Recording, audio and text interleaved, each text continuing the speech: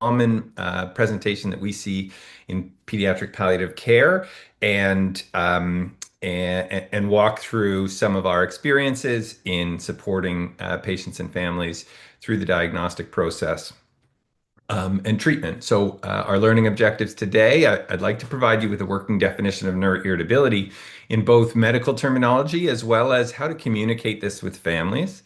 I'd like you to understand sort of the diagnostic process and the workup in terms of deciding how we make a treatment plan or day-to-day activities. So again, with this broad term of neuroirritability that was defined from the Delphi study, they include things like peripheral neuropathic pain in the contributors to neuroirritability. And once again, I would say that neuropathic pain can be diagnosed clinically and take a very specific treatment approach that is differentiated from, as we'll get further and further closer to perhaps the concept of true neuroirritability, a subcategory of these perhaps neuroirritable children that I think requires its own treatment approach. Neurons, and if 70% of your neurons are abnormal and we're dampening those down,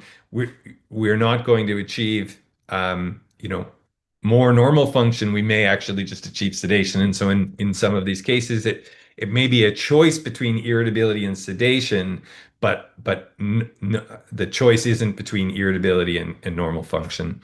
And when you see this, it is certainly a trigger for big picture discussion about trajectory and goals of care. So that's the end of my talk.